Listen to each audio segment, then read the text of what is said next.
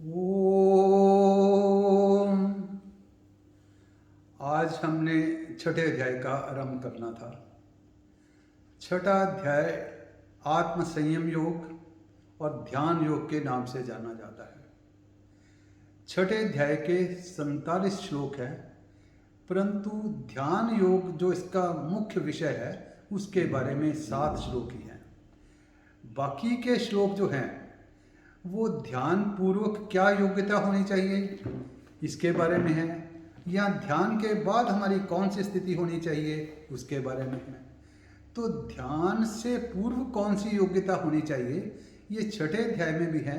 इससे पूर्व ये 5वें अध्याय में भी थे, चौथे में भी थे, तीसरे में भी थे, दूसरे में भी थे। तो हमें जब छठे अध्याय में प्रवेश करने से पहले हमें ये ध्यान करना होगा कि क्या हमने जो ध्यान योग में प्रवेश करने से पहले गीता में जो वर्णन आया है क्या हमने उनको अपनाया है।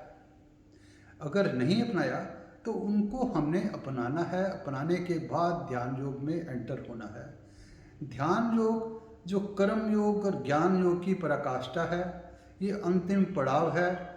इस पड़ाव के बाद जो परमात्मा के साथ मिलन वाला रास्ता खुल जाता है।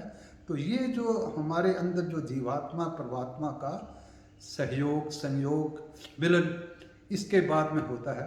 तो ध्यान योग भी अंतिम पड़ाव है। ये भी एक साधन ही है, साध्य नहीं है। साध्य हमारा भगवान के साथ मिलना ही है। ऐसे ही कर्म योग भी साधन ही है, ज्ञान योग भी साधन ही है।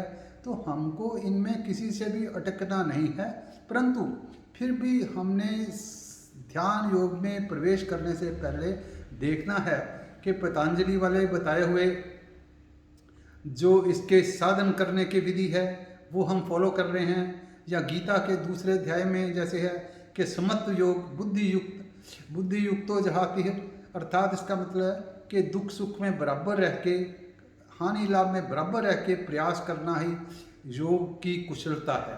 क्या हम उसको अपना रहे हैं। फिर उसके बाद आता है कि क्या हम जो है भगवान की तरफ हर काम सरेंडर करके भगवान को कर रहे हैं।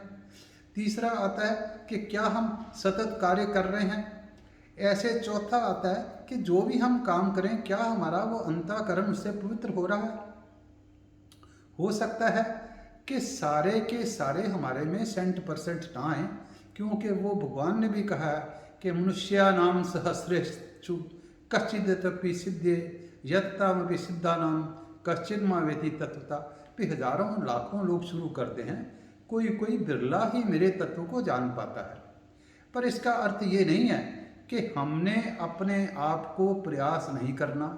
हो सकता है जो हमने बताए हैं समत्व योग में रहने का, अंतःकरण को पवित्र कर रहने का, काम क्रोध से विमुक्त रहने का, और जो है भय शोक से भी निवृत्त रहने का, हो सकता है हमें ये 100% ना आए हों, ना ही 100% आएंगे। क्यों कि वो जो साधना की प्रकाष्ठा पे पहुँचे हुए हैं उन पे आएंगे। हमारे को फिर भी हमें ये देखना है कि क्या हम सही दिशा में चल रहे हैं। हमारे में अगर वो ये जो योग्यता थी 20% थी, क्या अब 30% हो गई, क्या अब 40% हो गई, क्या हम दिशा सही में चल रहे हैं। हाँ, ध्यान योग से पहले अगर हम जितनी भी ज़्यादा प्रोग्रेस कर पाएँ उतनी अगर करी होगी तो ध्यान योग में हम इजीली जा पाएंगे। और जो बाकी बची हुई है हमारी कामना, बाकी बची हुई जो इच्छा है, जो बाकी बचे हुए थोड़े थोड़े संकल्प हैं, वो हमारे ध्यान योग के द्वारा समाप्त हो सकते हैं। तो ध्यान योग में ये जैसे छठे अध्याय में ये श्लोक आता है, पहला ही नाश्ता कर्म फलम कार्यम कर्म करोति सा। तो इसको आरंभ करने से पहले हमें ये नहीं है कि हमें जो है काम नहीं करना, हमारे में फायर ज़ील ऐसी होनी चाहिए कि हम सदा जो है कार्य करते रहे, हाँ पर कर्म फल पे डिपेंड ना हो। ये हमको ध्यान करके करना है। हमारे मन में विचार तो उठते रहेंगे, पर विचारों के साथ हमने जो कुविचार हैं उसके साथ नहीं, विचारों के साथ मेल मिल के आगे करना है। हाँ, विचारों के साथ अगर हम अपना राग द्वेष मिला लेंगे तो संकल्प बन जाएंगे। तो संकल्प जो है ज्ञान योग में, ध्यान योग में बाधा के तौर पर आएंगे। तो हमको अपनी इंद्रिय संयम करना है, इंद्रिय संयम करके हमने परमात्मा का ध्यान हमारे पास लगेगा, तो हमें ये जो जितने भी जैसे हमने साधन बताए थे, अगर हम ऐसे करते रहेंगे तो हमें, जैसे 5वें अध्याय में उन्होंने कहा था कि शक्नोति ते सोढुम प्राक शरीर मोक्षनाथ, कि फिर ये शरीर रहते रहते भी हम अगर वीत राग भय क्रोध से विमुक्त हो जाएंगे तो हमारा शरीर होते होते ही एक तरह का कल्याण है।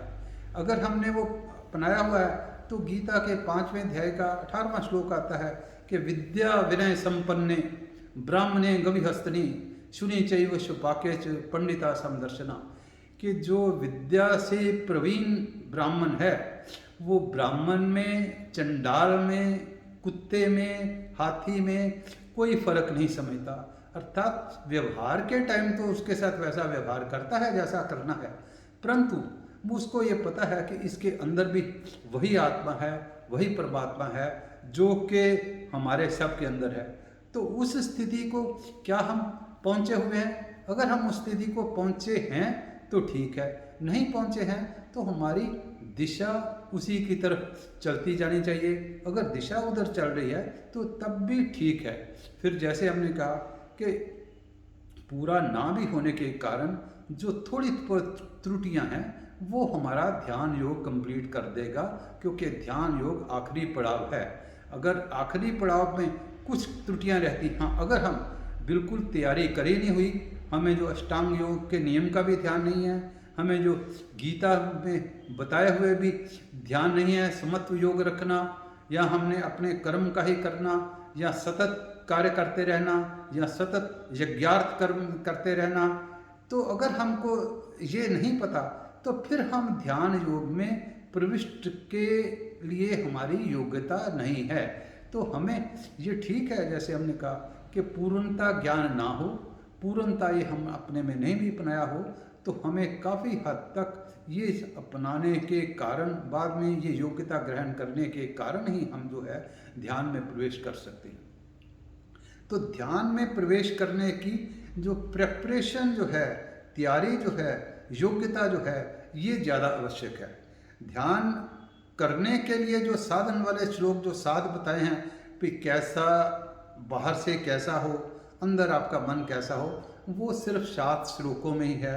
उसमें ये है कि आपका मन शांत हो, एक अच्छे आसन पे आप बैठे हों जहाँ शांति हो, नीचे कुशा हो, उसके ऊपर अगर आपने कोई मृगशाला या उसके ऊपर कोई चादर ऐसी बिछा ली है, जहाँ भी आज के समय में जो सुलभ हो और सुखद हो, ये जो है, पर करने के बाद आपका मन जो है वो एकाग्रित हो, आपका मन जो है अपने नासिका की तरफ भ्रुवों के अंदर से जाता हो, आपके मन जो है विचलित किसी तरीके से ना हो, आप अपनी गर्दन सीधी रख के अपना करें समय काय शिरोग्रीवम। तो इस तरीके से अगर हम प्रयास करने का, जो ध्यान योग के साधन तो इतने ही हैं, जो इसका बैठने का साधन तो इतना ही है, पर इसके पीछे की जो साधना है वो ज़्यादा आवश्यक है। फिर इसके बाद में कि हमें जो है अपना मन शांत, ऐसा स्थान पर बैठ करके मन शांत रखा जाए, ऐसा स्थान पे बैठ करके हमें जो निर्वाण ब्रह्म की शांति, ये सारी हमें प्राप्त हो। इस तरह से जब हमारी सुहृन मित्रान उदासीन, हमारा ये हो कि हम मित्र में, उदासीन में, सब में एक ही भाव समझते हों, जब हम सुख दुख में, हानि लाभ में, शीतोष्ण सुख दुखेशु, उसमें हम बराबर समझते हों, तो ऐसी स्थिति में जब हम अगर बैठेंगे तो हमारे को ध्यान हमारा जो है एकाग्रचित होगा, भगवान की तरफ जो है जा सकता है। हाँ, गीता में ये भी कहा कि हमको किसी भी एक्सट्रीम पे नहीं जाना। क्यों? कि जो ध्यान करने वाला वो कर्म तो करता रहेगा, कर्म सदा करता रहेगा, पर किसी एक्सट्रीम पे नहीं है। जो ध्यान ना ज़्यादा सोने वाले को होता है, ना ज़्यादा जागने वाले को होता है, ना ज़्यादा खाने वाले को होता है, ना ज़्यादा व्रत रखने वाले को होता है। तो एक तरह का मॉडरेशन में ही करना है। गीता में आता है युक्ताहार विहारस्य युक्त चेष्टस्य कर्मसु युक्त स्वप्न बोधस्य योगो भवति दुःखः। तो जो मॉडरेशन में खाना, मॉडरेशन में सोना, मॉडरेशन में सारे काम करने, अर्थात युक्त होकर के सारा करना, वही जो है अंतिम पड़ाव की तरफ आपको ले जा सकता है, ना कि कुछ ज़्यादा सोने वाला, ज़्यादा जागने वाला, ज़्यादा खाने वाला। अगर हम इस तरीके के ध्यान करते रहेंगे, जो कि साधना है, इसको चाहे हम गीता के ज्ञान के माध्यम से कह लें, चाहे हम अष्टांग योग के माध्यम से कह लें, उसका भावार्थ एक ही है। पर हमको जो है इसकी साधना के लिए योग्यता बनाने में ज़्यादा समय लगाना है। और जैसे मैंने कहा कि अगर हम पूरी योग्यता नहीं है तो हम देखें हमारी दिशा ठीक है, अगर हम में 50% तक है तो 60% हो रही है, 60 है तो 70 हो रही है। अगर ऐसी चलती जाएगी तो हम सही दिशा पे हैं, हमें जो है सफलता मिलेगी। ना कि बिल्कुल रैंडम हम ध्यान योग में नहीं जा सकते।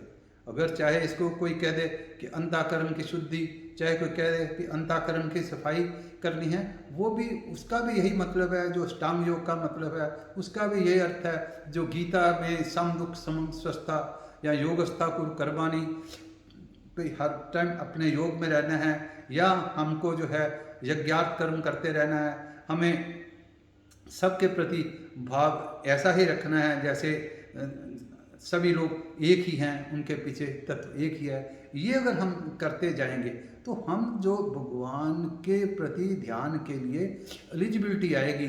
जब एलिजिबिलिटी में हमें अपना कॉन्फिडेंस भी अंदर से होना है कि उद्रेदात्मनात्मानम आत्मानम अवसादयेत आत्मेव ह्यात्मनो बंधु आत्मेव रिपुरात्मना। जब हम ऐसी क्वालिटीज अपने में डेवलप कर रहे हैं तब हमको ये ध्यान रखना है कि हमें जैसे गीता में बताया कि man himself is enemy, man himself is friend.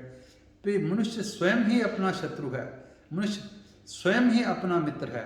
अगर हमने गीता के अनुसार, अष्टांग योग के अनुसार, या अपने हृदय की सफाई के अनुसार अगर हमने अपने मन को संयमित कर रखा है तो हम में जो है मन, संयमित मन हमारा मित्र है, असंयमित मन हमारा जो है शत्रु है। तो हमें उस कॉन्फिडेंस से करते करते हमें जो है भगवान का ध्यान करना है, और ध्यान जो हम समझते हैं अंतिम पड़ाव है उसमें प्रवेश करना है।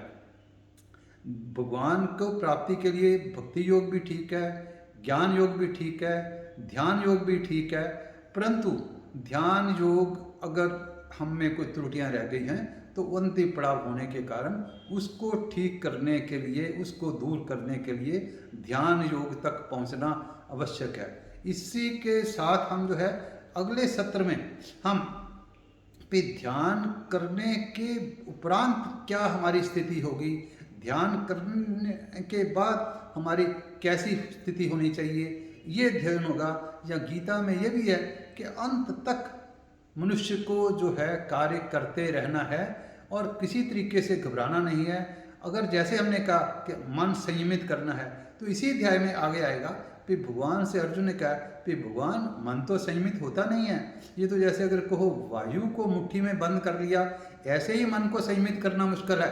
तो तब भगवान कहते हैं कि ये ठीक अर्जुन कह रहे हो, अभ्यास से, वैराग्य से हो जाएगा। फिर अगली बार फिर प्रश्न भगवान से अर्जुन भगवान से प्रश्न करता है कि फिर भी अगर आदमी का मन विचलित होता है तो क्या होगा। तो इसका भी हम अगले सत्र में जो है इसके ऊपर चर्चा करेंगे कि फिर भी विचलित ना हो, ध्यान के बाद कौन सी स्थिति आए। और गीता में ये भी बार बार आया है कि शनै उपरमति, कि धीरे धीरे अपने मन को हमने संयमित करना है। किसी तरफ अगर मन चले जाता है तो उसको दोबारा कैसे वापस लाना चाहिए, ये सारी चर्चा हम इसी अध्याय के, छठे अध्याय के अगले सत्र में करेंगे। सर्वे भवन्तु सुखिनः, सर्वे सन्तु निरामया, सर्वे भद्राणि पश्यन्तु, मा कश्चित् दुःखभाग् भवेत्।